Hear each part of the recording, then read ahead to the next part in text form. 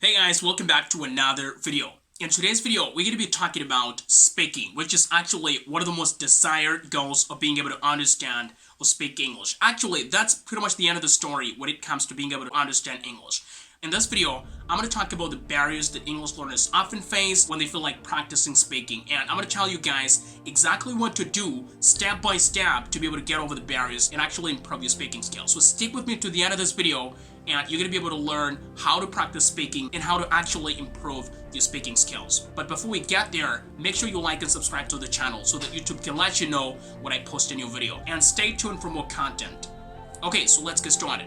Without further ado, we're going to go ahead and talk about some of the speaking barriers that English learners face when they feel like practicing speaking.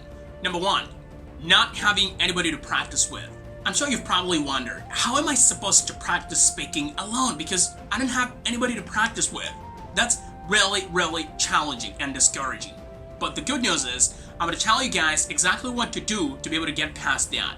Number two, getting stuck in conversations. Have you ever felt that? Like, you set out and you tell yourself, look, I'm gonna practice speaking, and then all of a sudden you just kind of get caught up in, getting stuck in conversations, and you just kind of feel bad about it because you tell yourself, look, I want to go practice speaking, and then you just kind of feel bad because you just get stuck so often. Guys, don't worry, I'm gonna tell you guys what to do in order not to get stuck. Alright guys, so we're gonna go ahead and talk about speaking, and I'm gonna tell you guys what to do about the barriers we talked about earlier. Not having people to practice with. So here's what you're gonna do. You're gonna talk to yourself. This sounds a little bit ridiculous and a little bit silly, but trust me on this. This really works. Now, what should you be talking about? Anything and everything. Talk about your plans, talk about your aspirations, talk about your dreams, talk about whatever it is you're thinking about. Even if you are fretting about something, you're gonna talk to yourself about that. Try to express how you feel, whether it's excitement, whether it's, negative thoughts. Try to express yourself and, talk to yourself. Whatever it is you're feeling, just talk to yourself about anything and everything. This really works. Trust me on this. Now, one thing is gonna happen when you talk to yourself. You're gonna figure out that you like a couple of words to express how you feel if you're talking about how you feel. And that's gonna actually lead you to improve your vocabulary as well. One more thing you gotta consider when you talk to yourself. You gotta record yourself talking to yourself, okay?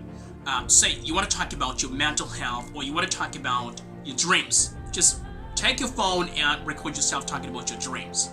Just talk, okay? Make it seem like you're talking to somebody and you're telling them about your dreams, and just talk about it and pretend like you're really excited about it. And after recording, guess what you're gonna do?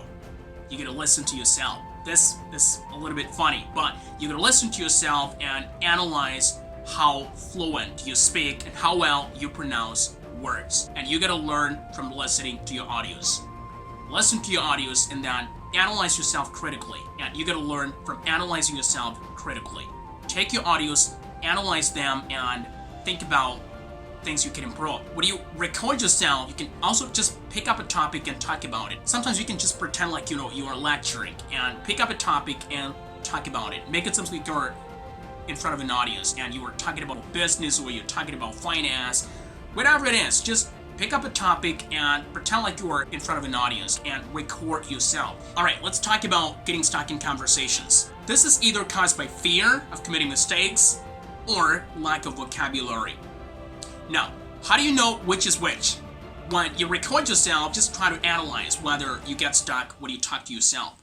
If you do not get stuck when you talk to yourself, then if you talk to people and get stuck, it's because you are afraid of committing mistakes. That's a totally different story. Now, if you get stuck when you talk to yourself, it's not fear. It's actually lack of vocabulary. Now, what you want to do is to work on your vocabulary. How do you do that? I get a video about how to expand vocabulary. But just one more thing I can tell you about improving your vocabulary is actually doing the shadowing technique, which is actually listening to an audio and trying to repeat exactly what you hear from the audio. What's the benefit of doing this? The benefit is that you get to learn vocabulary naturally without work. Without a lot of cognitive strain. And you actually get to learn the words naturally, and you can actually remember the words naturally, quickly, and automatically. And the other benefit is that you get to learn grammar rules naturally, which is what you're going to be doing. Because, if you are learning grammar directly, that's actually going to boost your fear of committing mistakes in front of people, which is actually something you're going to find. The fear of committing mistakes. You're going to find it. You're going to get rid of it. You're going to ban it. Now, one of the reasons why people feel afraid is because, they have learned a lot of grammar, and their brains have actually got caught up in this vicious cycle of thinking about wrong, thinking about right, thinking about wrong, which is not really bad per se, but sometimes this gets really, really bad, and it actually controls the way you think about communication, okay?